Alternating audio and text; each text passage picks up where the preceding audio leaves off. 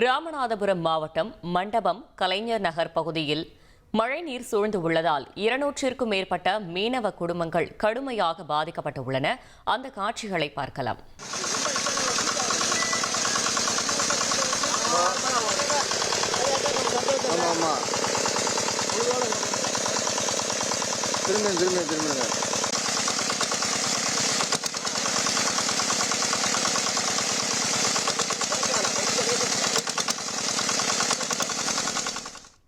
இது குறித்த கூடுதல் தகவலை செய்தியாளர் விஸ்வநாதன் வழங்கிட கேட்கலாம்.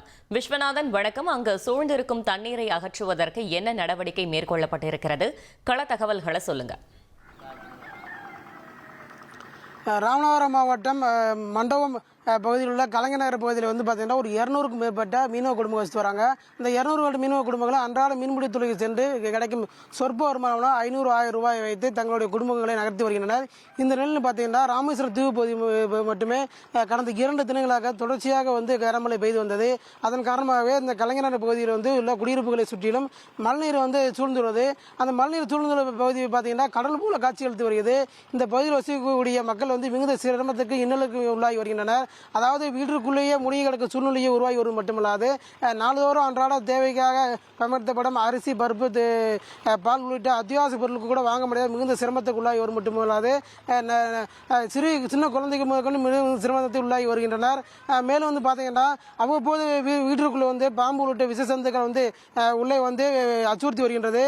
அது மட்டுமல்லாது இந்த பகுதியில் உள்ள மக்கள் மழைக்காலம் தொடங்கினாலே இந்த மழைநீர் இன்னல்களை தொடர்ச்சியாக சந்தித்து வருவதாகவும் இந்த பகுதி மக்கள் வேதனை தெரிவிக்கின்றனர். சம்பந்தப்பட்ட பேரூராட்சி நிர்வாகம், மாவட்ட நிர்வாகம் மழைக்காலம் தொடர்றதுக்கு முன்பாக போர்க்கால அடிப்படையில் இந்த நடவடிக்கை எடுக்க வேண்டும் என இந்த பகுதியில் மக்கள் கோரிக்கை கொடுத்திருக்காங்க. இந்த பகுதியில் என்னென்ன பிரச்சனைகள் சந்திச்சு வராங்க, இந்த பகுதியில் மக்கள் இருக்காரு, அவர் கேட்டு தெரிஞ்சுக்கிறோம். அந்த மழைநீர் தேங்கி இருப்பதனால என்னென்ன பிரச்சனைகள் டெய்லி சந்திச்சு வரீங்க? தம்பி, இது ஒரே இடமா தான் இருக்குது. இந்த தண்ணி போடுறது கடலுக்கு போகிறது ஒரே வழி தான். இந்த வழி 2 மோட்டர் போனால் கூட சின்ன மடம் மாதிரி இருக்குது. அப்போ என்ன பண்ணுன்னா தண்ணி பத்தா ஓட 2 மோட்டர் வச்சா கூட அந்த மடம் நிறைஞ்சு போடும். அங்கிட்டு இது தாண்டி மீனவர் குடியிருப்புன்னு ஒன்று இருக்குது, உமையாளவர் ஒன்று இருக்குது. கிட்டத்தட்ட 10 கிராமம் இருக்குது. அங்கேருந்து ஏகேஎஸ் தோப்பு, சிங்காரத்தோப்பு, ஓம் சக்தி நகர், அந்த ஒரு 10 ஒரு கிராம தண்ணி பூரா இதில் தான் வருது. இதில் வரும்போது அந்த ஓடுற அளவுக்கு தண்ணி பத்தாது. சின்ன 2 மோட்ரு ஓடுற அளவுக்கு தான் அந்த மடை இருக்குது. அப்போ ஓட்டு பார்த்து ரொம்ப கஷ்டம். அப்போ இன்னொரு ஒரே வழி, கடல் பூரா ஒரே வழி மற்ற வழி தான் இருக்குது. அந்த 10 ஒரு கிராமத்துக்கு இன்னொரு வழி கடலை பார்த்து ஓடுற மாதிரி வடக்கு நோக்கி. இப்போ இது போய் தெற்க நோக்கி வடக்கு போகுது. இதுக்கு நேருக்கு நேரம் வடக்கு நோக்கி போயிட்டாங்கன்னா இப்போ இன்னைக்கு கடல் பெருக்கு இல்லாமல் போச்சுங்க. கடல் பெருக்கு இல்லை, அதனால தண்ணி ஓடுது. கடல் பெருக்கு கடத்திலும் இங்கே வந்துடும். அப்போ இன்னொரு வழி இருந்துச்சுன்னா தான் இந்த தண்ணியில் வத்தடிக்க முடியாது, திருவண்ண முடியும். ஒரு வழியில் கண்டிப்பாக அந்த தண்ணி வத்தடிக்க முடியாது. காலங்காலத்துக்கு பிரச்சனை. உங்கள் தந்திவன் தொலைக்காட்சியில் கருடா தினமும் காலை 6 மணிக்கு காண தவறாதீர்கள்.